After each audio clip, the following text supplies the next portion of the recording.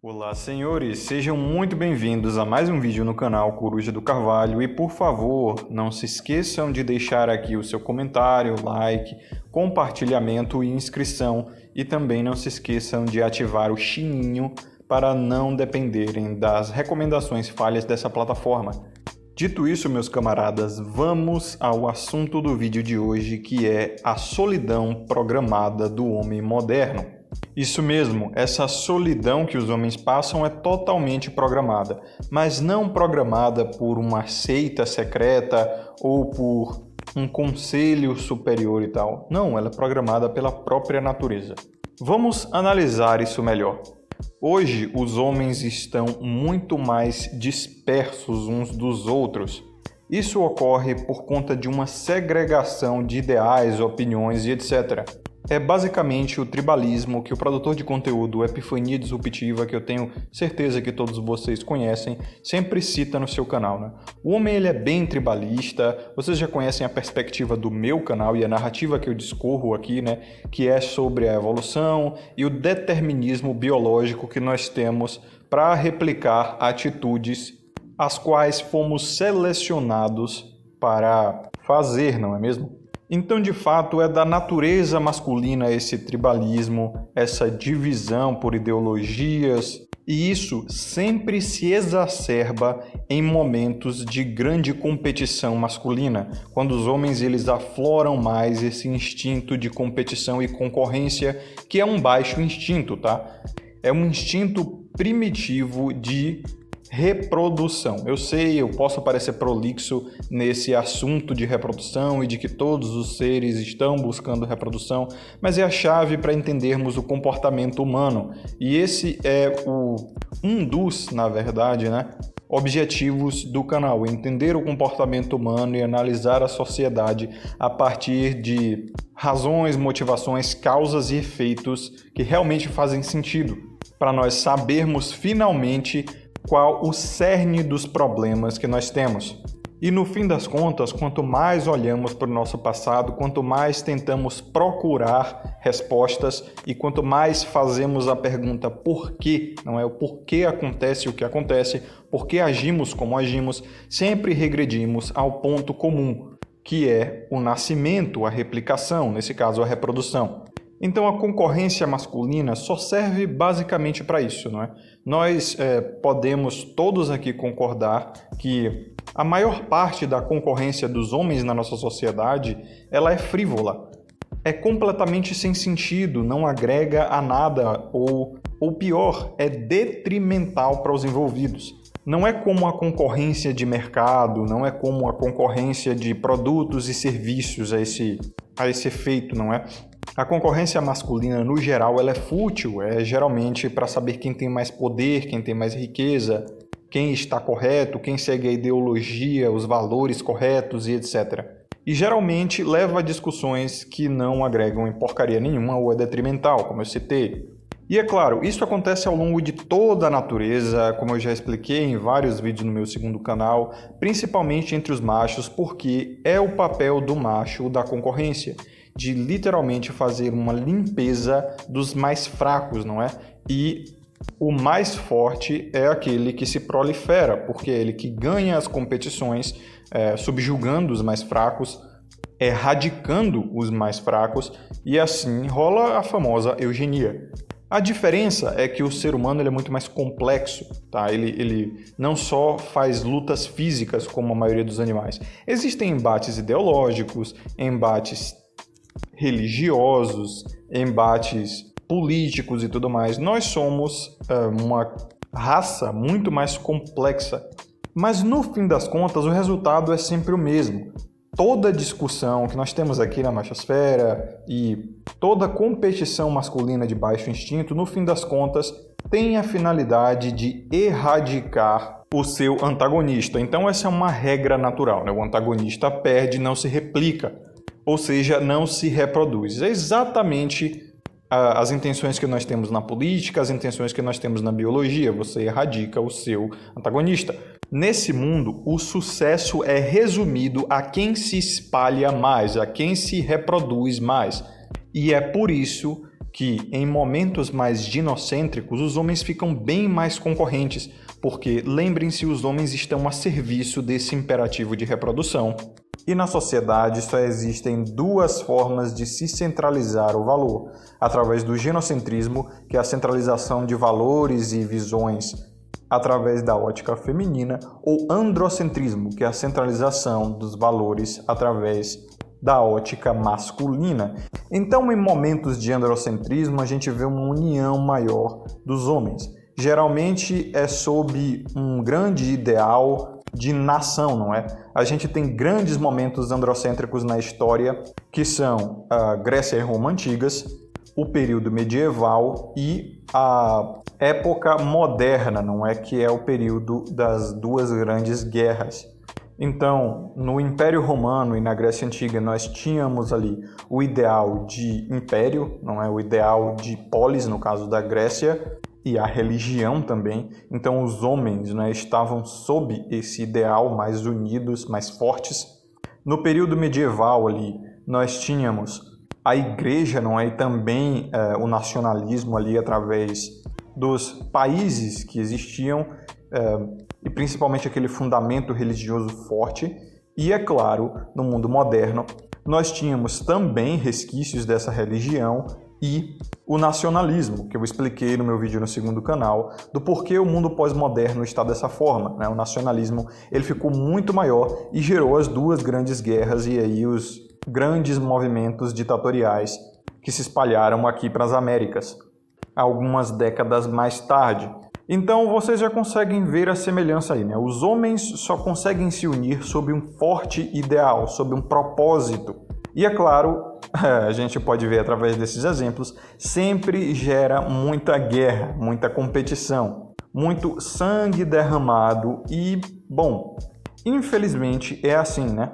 Eu ainda vou explicar sobre o profano masculino e por que o masculino gera tantas guerras e etc.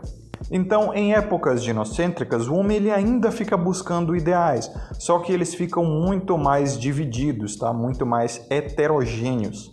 E aqui nós já temos uma dessas heterogeneidades, que é a machosfera, já é uma bolha minúscula. E dentro dessa própria bolha nós temos uma cacetada de outras ramificações, né? São subgêneros. Nós temos os Piuí, nós temos os Tradicon, nós temos os MGTOWs, nós temos os Incel. E isso é bem característica de uma época ginocêntrica, porque quando existe ginocentrismo, a competição dos homens fica ainda mais acirrada, obviamente, porque quem está no centro, quem está realmente ocupando o espaço de recompensa maior para os homens são as mulheres. Dessa forma, isso infla o valor feminino, não é? E a gente sabe muito bem, por regras econômicas básicas que qualquer um entende, alta demanda gera um aumento no preço da oferta. Quanto mais se deseja um produto, mais caro ele fica. E quanto mais caro fica um produto, se a demanda não cai, o que é que acontece? Os demandantes começam a se digladiar cada vez mais por esse produto. E é por isso que o ginocentrismo é extremamente rentável. O mercado quer justamente isso. As próprias mulheres também querem isso, porque a moeda delas vai ficar muito valorizada, né? Hipervalorizada. E o mercado, a política em geral, se beneficia muito disso, porque a base econômica, os compradores, começam a aceitar negociações menores em qualidade, mas maiores em preço, em custo, não é mesmo? Que empresário não quer isso? Que empresário não quer que seus clientes ofereçam muito em troca de pouco e ainda assim concorram entre si para ver quem dá mais pelas migalhas que o empresário está oferecendo? E daí você entende porque todo o establishment, todo o sistema, todo o status quo, desde a política até as empresas, até a cultura, sempre todos eles vão operar ao redor do ginocentrismo, porque homens compram mais para ganhar menos e competem entre si para ganhar mais dinheiro e comprar mais. Isso gera impostos ao Estado, o Estado repassa esses impostos para artistas que formam a cultura reconfirma esse pensamento na mente das pessoas e assim sucessivamente. Tudo porque o centro do mundo é a mulher. E assim, os homens vão ficando cada vez mais divididos entre si e cada vez mais solitários, pois estão inflando o valor da companhia feminina e acabam sem nada. Isso é óbvio.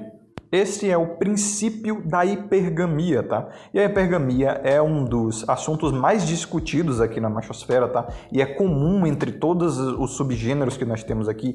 PUA fala de hipergamia, Incel fala de hipergamia, MGTOW, tradicional conservador fala de hipergamia.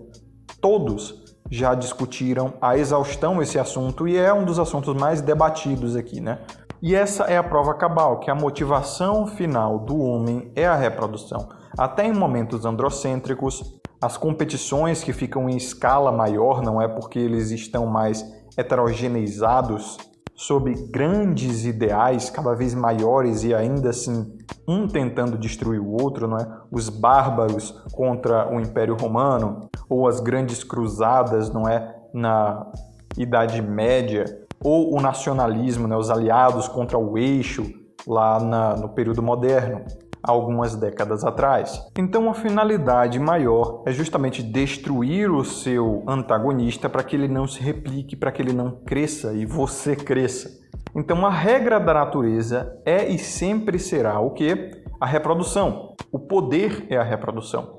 E isso se aplica até em pequenas relações interpessoais. Os relacionamentos micro, né? Entre você e seu chefe, você e seu amigo, você e seu colega de trabalho, você e sua família. O maior sempre vai tentar dominar o menor para que esse menor não se replique e fique tão grande quanto o maior ou até mesmo o vença em tamanho. E é exatamente por isso que doutrinas religiosas mais focadas no espiritual, na ascensão, na salvação, sempre vão apelar para quê? Para a modéstia sexual e para o celibato. Porque sem incentivo para a reprodução, senhores, veja só, o homem não tem por que competir. E é a partir da competição que o homem pratica os males da sua alma, os pecados. E eu sempre achei essa explicação de que o homem pratica o mal a partir do poder pelo poder, não é? Porque o poder dá prazer e etc. E existem homens literalmente apaixonados pelo poder. Mas isso me insatisfaz por conta dessa miopia de não se perguntar por quê. Chegar a esse ponto e não se perguntar por quê. Eu não nego que o homem é apaixonado pelo poder e ele sente prazer pelo poder. E que muitos são psicopatas mesmo e sentem prazer em humilhar, em dominar, em angariar mais recursos e se rodear de exageros, não é? Extravagâncias. Eu admito isso é um fato. Só que eu cheguei nesse ponto e me perguntei por quê. Por que o homem sente prazer nisso? Quais são as raízes dessa sensação, não é mesmo? Por que nós sentimos prazer no que sentimos prazer? Porque é muito mais raro sentirmos prazer na bondade, na generosidade. Afinal, aqui na Terra existem criaturas que sentem prazer em fazer coisas muito estranhas. O prazer ele não é objetivo, tá? É simplesmente uma adaptação dos seres ao seu ambiente. E isso é explicado muito bem no vídeo do Kodama, o último vídeo dele em relação ao envio deste aqui que vocês estão ouvindo agora, sobre as raízes psicológicas do amor e do romance. Aquele vídeo é perfeito e ele explica muito bem que todo o acesso a prazer ele é interno. Ele é por conta da liberação de hormônios e neurotransmissores como a endorfina, a serotonina, a ocitocina e vários outros em práticas específicas e que, no fim das contas, até mesmo a generosidade não é uma prática de transmissão de bondade, é apenas uma forma que um organismo tem, no caso um ser humano tem, de se gratificar por conta de uma necessidade emocional que esse ser tem de fazer o bem. E daí nós conseguimos entender muito bem como nós podemos nos moldar para nos gratificarmos em fazer o bem, em praticar a bondade. É perfeitamente possível que nós treinemos o fato de termos prazer em praticar o bem. E é aí que tá. Através daquele vídeo, nós conseguimos fazer o fundamento do porquê o homem busca poder, porque ele sente prazer no poder, na dominância, em se sentir adorado e etc. Porque muitos dos psicopatas donos do mundo, né, grandes cosmopolitas, ficam viciados nessa sensação, viciados em poder, pelo mesmo fato que o próprio sexo gera o orgasmo e dá poder também. É uma forma que a natureza encontrou de gratificar aquele ser que buscou o sucesso reprodutivo. Todos nós sabemos, poder dá sucesso reprodutivo, dominância dá sucesso reprodutivo. E aqueles que sentiam prazer nisso e buscavam esse prazer através dessas práticas, acabaram cometendo mais elas, e como essas práticas dão mais acesso à reprodução, eles replicaram essa característica de ter prazer em cometer tais atos. Entendem agora porque a chave de todo o mal do mundo é a busca cega pela reprodução, a dominância dos baixos instintos, a busca pelo prazer, e é justamente por isso que o cristianismo, a religião mais modesta sexualmente que nós conseguimos encontrar, a religião mais popular e que construiu o mundo ocidental, querendo ou não, sempre pregou para a modéstia sexual, para o celibato, para a virgindade e toda essa santificação. É só assim que o homem consegue sair da sua programação biológica primitiva e finalmente buscar prazer em outras áreas, em áreas de mais alta frequência, tá? Áreas mais valorosas como a generosidade, a amizade, a fraternidade e etc. Então eu não nego que o poder é uma das motivações do homem, mas por que o poder, a dominação, a humilhação, nesse caso o prazer que um homem tem de humilhar aqueles que estão abaixo de si, causa tanto prazer? É isso que eu me pergunto e que eu vejo os caras simplesmente pararem de perguntar o porquê das coisas quando chegam nesse ponto. Eles se satisfazem só com a resposta de que o poder libera prazer, então pronto, é isso e acabou. Nunca, senhores, nunca parem de perguntar o porquê, pois a palavra, no caso a pergunta porquê, não é o início de todo o conhecimento. O fundamento do conhecimento é a curiosidade. E a curiosidade, ela é exercida pela pergunta. Por que isso acontece? O porquê das coisas? Qual o motivo? Qual a razão? Qual o cerne dessa questão? Então, jamais parem de se perguntar. Esse é o princípio de toda a sabedoria e de todo o conhecimento. Então, esse é o recado de final de vídeo que sempre fica para aqueles que acompanham até o final, né? Senhores, muito obrigado aos que acompanharam até aqui. Um forte abraço. Aqui é o Coruja do Carvalho. Vejo vocês no próximo vídeo. E lembrem-se, o princípio da sabedoria e do conhecimento é perguntar o porquê. E depois disso, depois de arranjar essa resposta, não é? Vocês nunca devem parar de se perguntar. E apenas ficarem conscientes das respostas que você conseguiu adquirir até o momento. Então, sabedoria e consciência sempre. Nunca parem de questionar. Forte abraço a todos e vejo vocês no próximo vídeo. Até mais.